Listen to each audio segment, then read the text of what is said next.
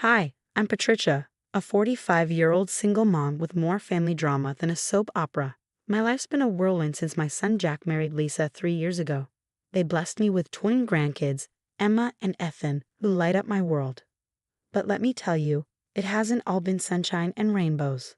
Lisa's parents, the Prestons, are prominent figures in our small town.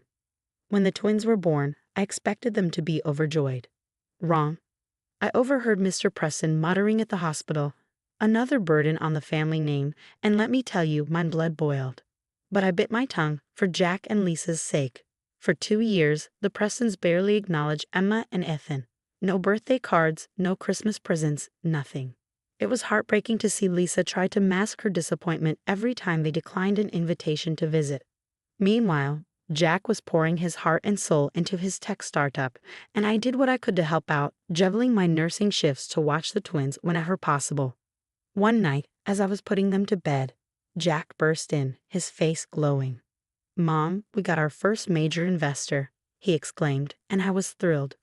But something in my gut warned me trouble was brewing. Sure enough, the next day I got a call from Lisa. "Patricia, you won't believe it. My parents want to come over for dinner tonight," she said, her voice laced with hope and confusion. I raised an eyebrow. "What's the occasion?" She hesitated, then replied, "They said they want to celebrate Jack's success." That dinner felt like watching a slow-motion car crash. The Prestons were all smiles and congratulations, but their eyes were as cold as ice. "Jack, my boy," Mr. Preston boomed, clapping him on the back. "We always knew you had it in you, didn't we, dear?" Mrs. Preston nodded, a strained smile barely touching her eyes. I couldn't help but stifle a laugh, earning a pointed look from Lisa. She knew, just as well as I did, that their sudden enthusiasm was anything but genuine. As Jack's startup took off with major funding, things took a sharp turn. One day, Lisa called, her voice trembling with a mix of excitement and anxiety. "Patricia, it's happening. Jack's company just got a huge investment. It's life-changing money." My heart swelled with pride, but a warning bell sounded in my head. "That's amazing, sweetheart. How are you feeling about it?" She hesitated. "I'm not sure. My parents are suddenly very involved." And boy, were they ever. The Prestons started showing up at Jack and Lisa's house almost daily. I'd come over to help with the twins and find Mrs. Preston rearranging the living room, or Mr. Preston cornering Jack about investment strategies. One afternoon, I was in the kitchen with Emma when I overheard the Prestons talking in the next room.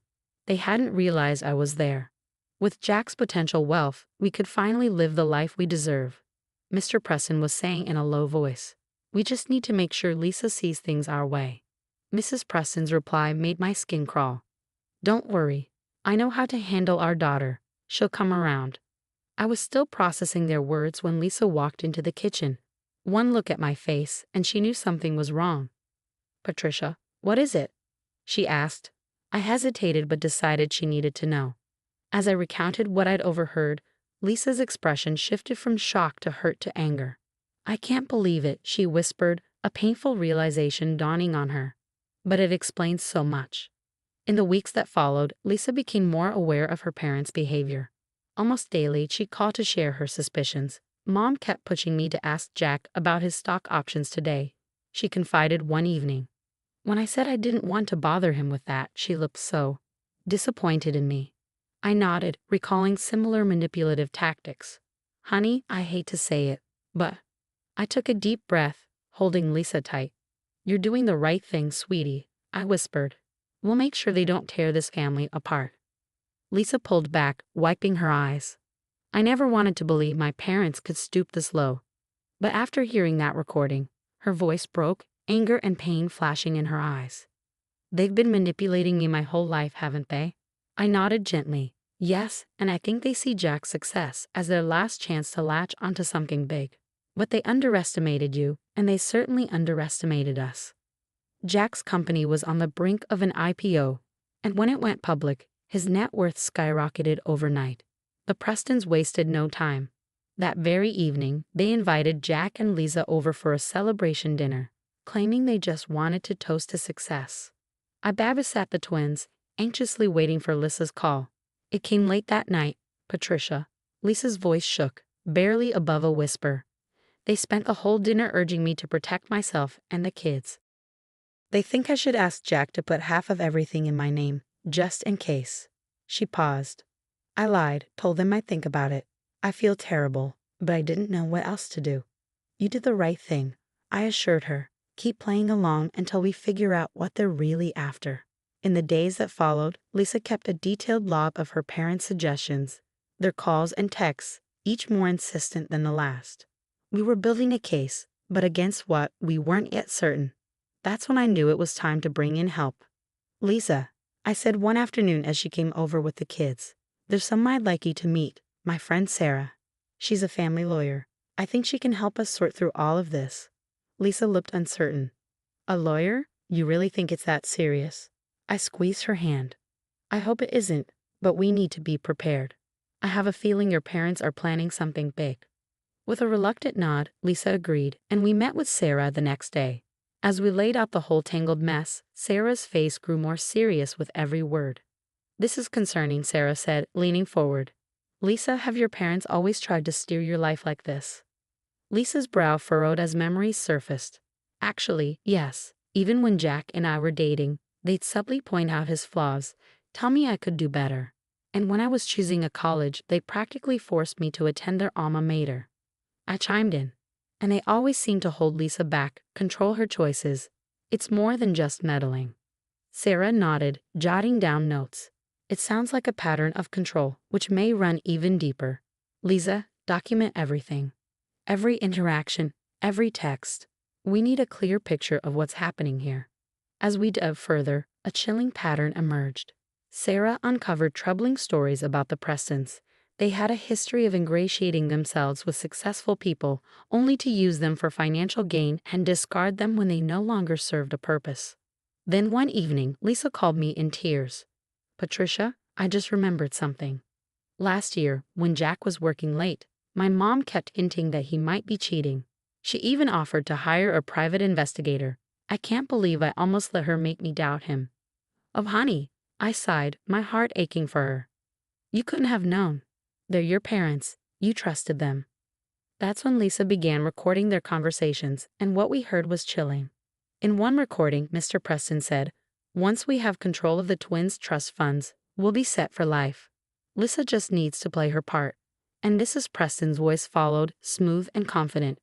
"It's for the best, really. Jack's too busy with the company, and Lisa's always been easily overwhelmed. The children will be much better off with us." Lisa played the recording for me, her hands trembling. How could they talk about my children like that? I wrapped her in a hug as her tears soaked my shoulder.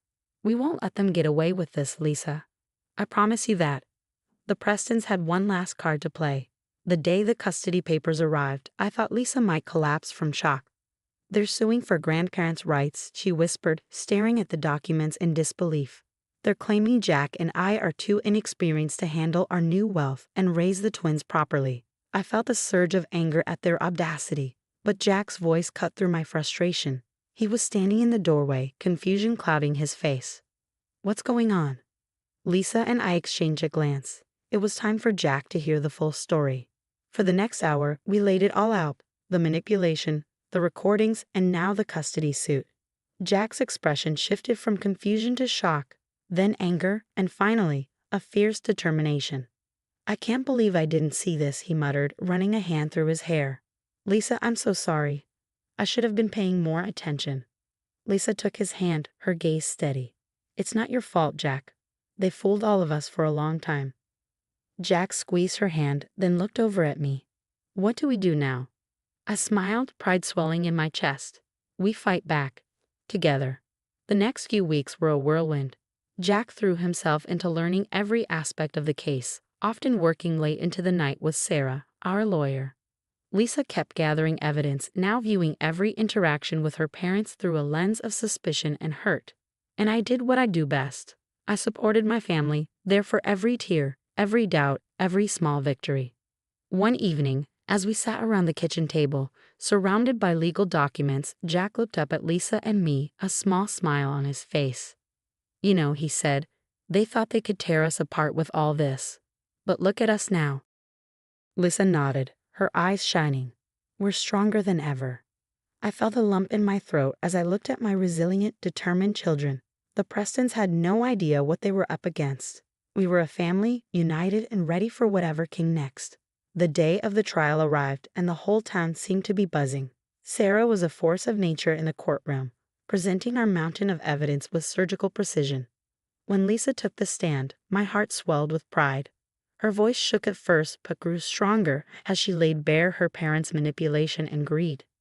"They never cared about my children," she said, her eyes flashing. "They only saw dollar signs." The recordings we gathered were damning. Hearing the Prestons coldly discuss using their own grandchildren for financial gain sent a ripple of disgust through the courtroom. But the real blow came when several of the Prestons' former associates testified. Their stories of broken friendships and financial exploitation painted a damning picture of the Prestons' true character. Watching them squirm in their seats, I almost felt sorry for them. Almost. Their attempts to discredit Lisa only backfired, making them look even worse. When the judge dismissed their case, calling their behavior reprehensible, I let out a breath I didn't know I'd been holding. The aftermath was swift.